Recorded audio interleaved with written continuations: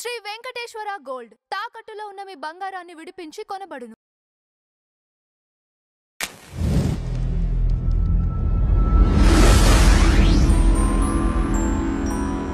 Madam నమస్తే. నమస్తే madam, నిన్న శివ సినిమా రిలీజ్ సందర్భంగా కొంతమంది హీరోలు కొన్ని బైట్స్ ఇవ్వటం జరిగింది. దానిలో భాగంగా జూనియర్ ఎన్టీఆర్ కూడా శివ సినిమా గురించి తన మాటల్లో చెప్తూ ఒక వీడియో బైట్ రిలీజ్ చేశారు. ఆ వీడియో బైట్లో తారక్ అసలు బాగా బక్కచిక్కిపోయి ఉన్నారు అని వాళ్ళ అభిమానులు కొంచెం ఒక రకంగా నిరాశలో ఉన్నారు. నిజంగానే ఆయనకి ఏదైనా హెల్త్ ఇష్యూ ఉందా, లేదంటే ప్రాజెక్ట్ కోసమే అలా మారారా? మీరు చూసారా? ఆ వీడియో చూసారా మేడం? చూశాను. ఒకటండి, ఒకప్పుడు హీరో ఎలా ఉంటే వాళ్ళకి తగ్గట్టే కథలు రాసేవాళ్ళు. ఇప్పుడు ట్రెండ్ మారింది. ఇప్పుడు ఒకప్పుడు వరుసగా కుటుంబ కథా చిత్రాలు వచ్చాయి. కొన్ని జానపద చిత్రాలు, కొన్ని పౌరాణిక చిత్రాలు, ఇట్లా 3 సెగ్మెంట్ల చుట్టూ తిరుగుతూ ఉండే. ఇంకా వేరే మార్పు ఉండేది కాదు. ఆ తర్వాత కొన్ని రోజులు పోయిన తర్వాత విప్లవాత్మకమైన సినిమాలు, ఆదర్శంతో తీసిన సినిమాలు, జనాలకి ఏదో తెలియచెప్పాలి, ఆదర్శంగా ఉండటం ఎట్లాగో చెప్పాలి, విలువలు నేర్పించాలి అని వచ్చిన సినిమాలు కొన్ని. ఇక అలా అలా అలా అలా వేవ్ అయిపోయిన తర్వాత ఇవాళ ఒకే హీరో ఒకే రకమైన విధానంలో సినిమాలు తీస్తే చూడడానికి సిద్ధంగా లేరు ప్రజలు.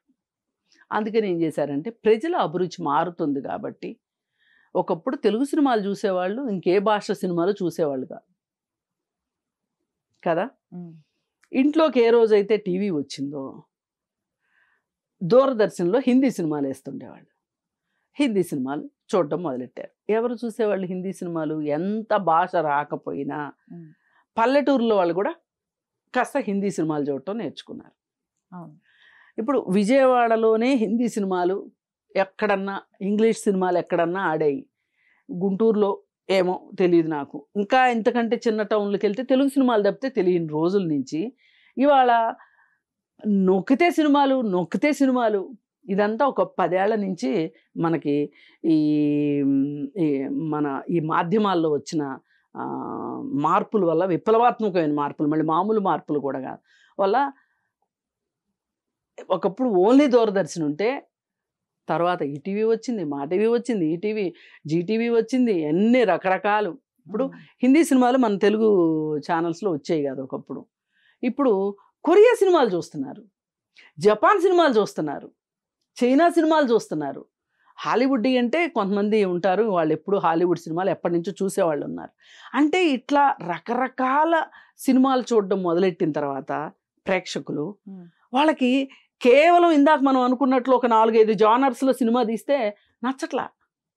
అందుకోసం ఏమవుతున్నారు, కథలు మారుతున్నాయి. కథలు మారినప్పుడు ఆ కథకి అనుగుణంగా హీరో ఆహార్యం ఉండాలి అనేది వచ్చింది.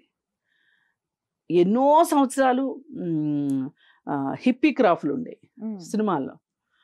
అవి ఎట్లా అంటే ఒక పిచ్చుకు గూడు నెత్తిన పెట్టినట్టు ఉండేవి హీరోలకి, పెద్ద జుట్లు, విగ్గులు అట్లా ఉండేవి, బెల్ బాటం ప్యాంట్లు. ఇవాళ అవన్నీ చూస్తారా జనాలు? చూడరు. ఒక్కొక్క కృష్ణ అతి ఎక్కువ కాస్ట్యూమ్స్ మార్చిన హీరో. ఇంకెవ్వరూ అన్ని కాస్ట్యూమ్స్ మార్చేవాళ్ళు కాదు. ఒక్కొక్క పాటలోనే 18-20 డ్రెస్సులు మార్చేవాడు కృష్ణ. ఆ తర్వాత ఈ మధ్యకాలంలో అదేదో ఒక సినిమాలో రామ్ చరణ్ మొన్న ఏదో నేను పాట చూస్తా ఎన్నో టీషర్ట్లు మార్చాడు. చూసా అనుకున్నా అదేంటి కృష్ణ చేసేవాడు కదా ఒకప్పుడు, రామ్ చరణ్ చేశాడు. అదేదో పాపం సినిమా ఆడలా, ఏదో ఉంది, నాగబాబు తీసేయండి ఆ సినిమా, ఆరెంజ్ సినిమాలో కాస్ట్యూమ్స్కి ఎన్ని డబ్బులు పెట్టారా అనిపించింది. అసలు రామ్ చరణ్ వేసిన బట్టలు, ఆ రోజుల్లో కృష్ణ గురించి చెప్పుకున్నాం కదా, కృష్ణ కూడా అన్ని ఇలా ఇంక వేరే ఎవరు ఇన్ని కాస్ట్యూమ్స్ శ్రద్ధ ఉంటుంది. మోహన్ బాబు గారి కాస్ట్యూమ్స్ డిఫరెంట్గా ఉంటాయి. ఆ షర్ట్లు కుట్టించే విధానం అది బాంబే నే కుట్టించుకుంటారు అని చెప్పి అనేవాళ్ళు అప్పట్లో. నేను ఆ స్టైల్ నచ్చి అలాంటి ఆ స్టైల్ చెప్పి పలానా హీరో షర్ట్ అని చెప్పి మా అబ్బాయికి కూడా కుట్టించాను నేను. అంటే కాస్ట్యూమ్స్ మీద శ్రద్ధ ఉంటుంది, ఒక్కొక్కరికి ఉంటుంది. అయితే ఇవాళ అంటే నేను ఎందుకు అంటున్నానంటే అభిరుచులు అంటే నేను ఏదో ఒకటి మార్చుకుంటేనే తప్పితే ప్రేక్షకుల్ని మెప్పించలేను అనే ఒక ఫీలింగ్ వచ్చేసింది. ఇటు డైరెక్టర్స్కి వచ్చింది, కథా రచయితల్లో వచ్చింది, యాక్టర్స్లో కూడా వచ్చింది. ఈ ప్రాసెస్లో హీరోలు వాళ్ళ వెయిట్ తగ్గించుకునే ప్రోగ్రాంలు పెట్టుకుంటున్నారు. లేదు అనుకుంటే బాగా సన్నగున్నోళ్ళు అమాంతం ఆ పాత్రను బట్టి లావ్ అవటం నేర్చుకున్నారు. ఈ తెలుగులో ఈ ప్రయోగం చేసింది మొదటగా కమల్ హాసన్. ఒక సినిమాలో పొట్టి యాక్షన్ చేస్తాడు, గుర్తుండే ఉంటుంది మీకు. పొడుగు కమల్ హాసన్, పొట్టి కమల్ హాసన్. అలాగే హిందీలో యాక్టర్స్ ఇప్పుడు మనం జూనియర్ ఎన్టీఆర్ గురించి మాట్లాడుకుంటున్నాం. ఈ ఒక పర్టికులర్ క్యారెక్టర్ కోసం సన్నగయ్యాడు, అవుతున్నాడు అనేది హిందీలో ఎప్పటి నుంచో ఉంది ఇది. కానీ వాళ్ళ అభిమానులు ఇట్లా బెంబోలు పడిపోరు, కంగారు పడిపోరు. అసలు ఎక్కడ దాకెందుకు హీరోయిన్స్ సినిమా ప్రకారంగా సన్నబడే హీరోయిన్లు ఎంతమంది లేరు? ఇప్పుడు విద్యా బాలన్ ఉన్నారు, ఆమె సన్నగుంటారు, సినిమాని బట్టి లావు అవుతారు, మళ్ళీ సన్నగవుతారు. ఒక రకంగా ఇది మంచి పద్ధతి కాదు అంటారు. ఏది వెంటనే డాక్టర్స్ చెప్తారు. కానీ ఇది ఒకప్పుడు హాలీవుడ్లో ఉండేదంట. వీళ్ళు ఏంటి అంటే ఇవాళ మేము ఒక సినిమా తీసామంటే మా సినిమా చరిత్రలో నిలిచిపోవాలి, మాకొక ల్యాండ్ మార్క్ పిక్చర్గా అవ్వాలి అని అనుకొని వాళ్ళు ఆరోగ్యాలని వీటిని లెక్క చేయట్లేదు. అక్కడ దాకా ఎందుకు రానా అన్ను మన ప్రభాసు ఇద్దరు బాహుబలి సినిమా అప్పుడు ఎలా మారారు? మరి ఏం చెప్తాము? ఎంత మార్చుకున్నారు వాళ్ళు. ఇంకొక సినిమా చేయకుండా అన్ని రోజులు అన్ని సంవత్సరాల పాటు ఒక్కో సినిమా 2 ఏళ్ళు 3 ఏళ్ళు చేశారు. ఇవన్నీ ఏంటంటే వాళ్ళకు చెయ్యాలనుకునే పాత్రని వాళ్ళు ఆవాహన చేసుకొని పరకాయ ప్రవేశం చేసి దానికి న్యాయం చేయాలి, మేము నిలిచిపోవాలి అనుకుంటున్నారు. వాళ్ళ కాంపిటీషన్ మామూలుగా లేదు. ఒకప్పుడు 100 రోజులు 300 రోజులు 500 రోజులు ఆడిన సినిమాలు చూసాం మేము. ఇవాళ వారం ఆడితే డబ్బులు వచ్చేసినాయి అంటున్నారు. ఎట్టొస్తాయిరా బాబు అంటే ఓ బోలెడు స్క్రీన్స్లో వేసేస్తున్నారు, వేసేసి పిండుతున్నారు డబ్బుల్ని. మొదటి వారంలో డబ్బులన్నీ వచ్చేయాలి, రెండో వారంలో వచ్చేసేయాలి, అంతే. 2 వారాలు అంటే ఎంత అండి? 14 రోజులు. అసలు ఇదివరకు రోజుల్లో అయితే 14 రోజులే సినిమా ఆడితే గనక ఫ్లాప్ కింద లెక్క ఆ నిర్మాత చెంగేసుకునేవాడు. ఇప్పుడు నిర్మాతకు డబ్బులు వస్తున్నాయి. ఏంటంటే ఇదే రీజను.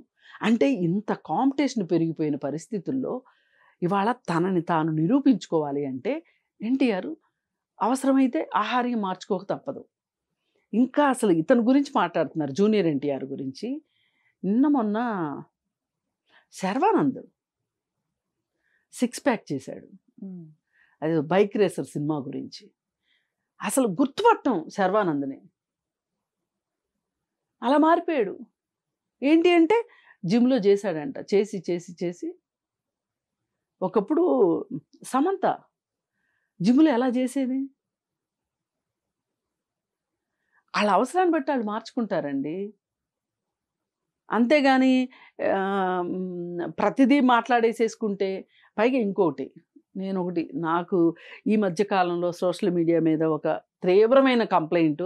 నేను సోషల్ మీడియాలో ఉండి కూడా నేను మాట్లాడుతున్నది ఏంటి అంటే, మాట్లాడక తప్పనిసరి పరిస్థితి. అసలు మనం ఈ సోషల్ మీడియాని, స్మార్ట్ ఫోన్ని ప్రతి మనిషి రోజుకి ఎన్ని గంటలు చూస్తున్నారు, ఎంత క్వాలిటీ టైం పోగొట్టుకుంటున్నారు. పిల్లల దగ్గర నుంచి పెద్దవాళ్ళ వరకు, ఆఖరికి ముసలివాళ్ళ వరకు. ఇంతకుముందు ముసలివాళ్ళు అమ్మమ్మలు నాయనమ్మలు అయిన వాళ్ళు మనవాళ్ళతోటి మనవరాళ్ళతోటి ఆడుకోవటానికి ఇష్టం చూపించేవాళ్ళు. ఇప్పుడు వాళ్ళకు కూడా స్మార్ట్ ఫోన్ కావాలి, వాళ్ళ ప్రపంచంలో వాళ్ళు ఉంటున్నారు. ఇది చాలా చాలా దారుణమైన పరిస్థితి. అసలు ఒక మనిషి ఇంకొక మనిషితోటి మాట్లాడటానికి కూడా టైం లేదు అన్నట్లు, ఇష్టపడకపోవటాన్ని, రెండో మనిషి మాటల్ని ఆస్వాదించలేకపోవటానికి, రెండో మనిషి యొక్క ప్రెజెన్స్ని ఇష్టపడకపోకుండా ఒక్కొక్కళ్ళు ఒక్కొక్క ఒంటికని రాకాసుల్లాగా తయారవుతున్నారు అంటే ఈ సోషల్ మీడియా వల్లే అవుతున్నారు.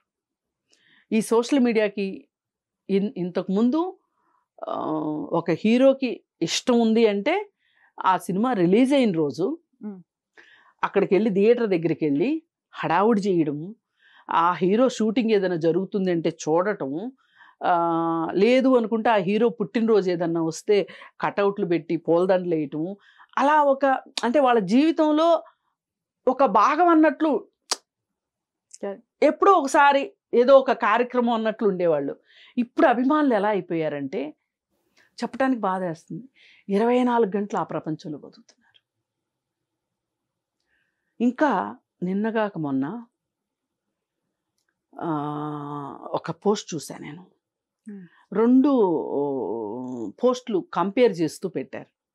ఇక్కడ హెచ్సియు భూముల్ని ఆక్రమిస్తున్నారు అని చెప్పి దానికి వ్యతిరేకంగా విద్యార్థులు రోడ్ల మీదకి వచ్చి ధర్నాలు చేస్తూ ఉన్నారు. వాళ్ళు విజయం సాధించారు. సోషల్ మీడియా వారు చేశారు, రియల్ వారు చేశారు, పోలీసులు కొడితే దెబ్బలు తిన్నారు, జైళ్ళకి వెళ్ళారు, మీటింగులు పెట్టారు, కాలేజీకి వెళ్ళడం మానేశారు, యూనివర్సిటీ క్లాసులకు వెళ్ళడం మానేశారు, అదే పని మీద ఉన్నారు. మళ్ళీ ఆంధ్రప్రదేశ్లో పవన్ కళ్యాణ్ అభిమానులు ఫీట్లు చేస్తా, సర్కస్ ఫీట్లు, బండ్ల మీద ఫీట్లు చేస్తా, ఆయన పుట్టినరోజుకి జెండాలు కట్టుకొని ఒక రకంగా స్వైర విహారం చేశారు. అక్కడ యూతే. పైగా ఇదంతా చూసి ఫీట్లు చేస్తున్నారు అభిమానులని. అసలు ఈ ఫీట్లు నేర్పించడానికి ఒక యూనివర్సిటీ పెడితే బాగుంటుంది అని చెప్పి ఆయన మాట్లాడటం, వాళ్ళందరినీ దగ్గర మెప్పు పొందటానికి, వాళ్ళందరినీ ఇంకా తన అభిమానులుగానే ఉంచుకోవటానికి. అంటే వాళ్ళు చేసే పనుల్ని ఈయన 100% యాక్సెప్ట్ చేసి వాళ్ళకి కూడు పెడుతుందా, గుడ్డు వస్తుందా ఆ స్టంట్లు చేస్తే? అది ఇది కాదంటే అది ఇది కాదని వ్యక్తిస్తే గనక బండి కింద పడ్డారంటే కాళ్ళు చేతులు ఇరుగుతాయి. నువ్వు వెళ్ళి సేవలు చేస్తావు, వాళ్ళకి బండ్లు కొని పెడతావా వాళ్ళకి? అసలు ఇవాళ మనము మన అభిమానుల్ని మనం ఎటు పంపిస్తున్నాం? అసలు వాళ్ళకు ఒక జీవితాలు ఉంటాయి, వాళ్ళ జీవితాల్లో వాళ్ళు ఉంటున్నారా లేదా, వాళ్ళ కుటుంబాలని వాళ్ళు ఎలా చూస్తున్నారు, మేమే సర్వస్వం అనుకుంటున్నారా? అంటే అలా సర్వస్వం అనుకునేలాగా మీరు వాళ్ళని రెచ్చగొడుతున్నారా?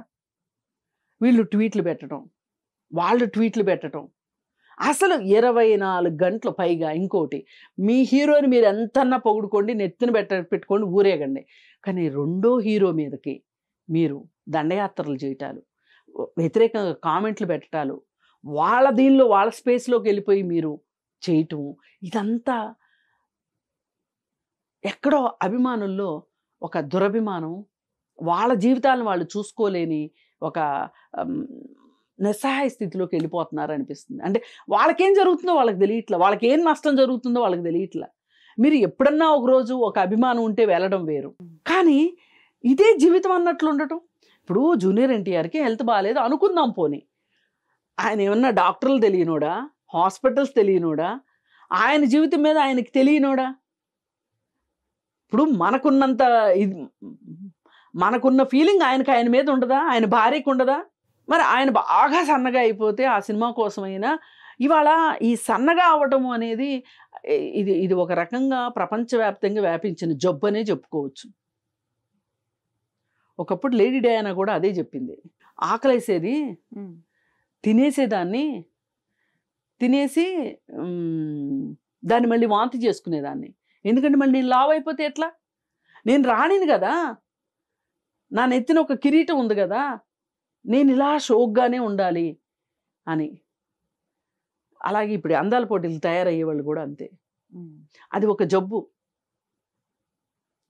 అలా వాంతి చేసుకోవటం. అలా సన్నగా ఉండాలి అనుకోవటం ఒక జబ్బు, మితిమీరి. అయితే నేనేమంటా అంటే ఒక రకంగా కొంతమంది వ్యక్తిగతంగా వాళ్ళ ఇష్టం అది.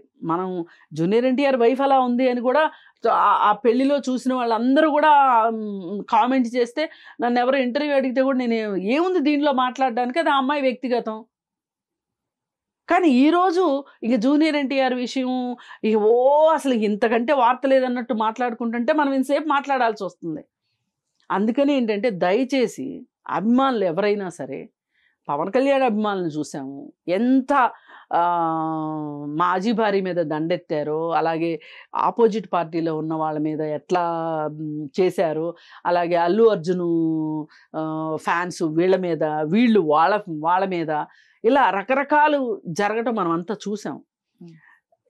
ఈ మొత్తాన్ని మనం ఒకసారి బేరీ చేసుకుంటే మనకు అర్థమవుతుంది ఏంటి అంటే, ఇంతమంది సోషల్ మీడియాలో ఇంతమంది కోసము, అంటే ఇక్కడ వ్యక్తులుగా మనకు 10 మందే కనిపిస్తున్నారు. ఈ 10 మంది కోసం కొన్ని లక్షల మంది దీనిలో పార్టిసిపేట్ చేస్తున్నారు కదా. అలానే ఈ 10 మంది ఏమన్నా ఖాళీగా ఉంటున్నారా? హీరోలు వాళ్ళ పని వాళ్ళు చేసుకుంటున్నారు. కానీ పరిపాట్లు మానేసుకున్నది ఎవరు? మనం. ఈ మనము అనే వాళ్ళము ఒక మధ్యతరగతి వాళ్ళం ఉన్నాము, దిగువ మధ్యతరగతి వాళ్ళం ఉన్నాము, మనం ఒక బాధ్యతల్లో ఉన్న వాళ్ళం కూడా ఉండుంటాం. మనం తల్లిదండ్రుల బాధ్యత చూసుకోవాలి, ఇంట్లో చెల్లెళ్ళకి పెళ్ళిళ్ళు ఏమైనా అవ్వాలంటే ఆ బాధ్యతలు చూసుకోవాలి, అలాగే తండ్రి తల్లి కష్ట నష్టాల్లో బాధ్యతలు పంచుకోవాల్సిన వాళ్ళు ఉంటారు.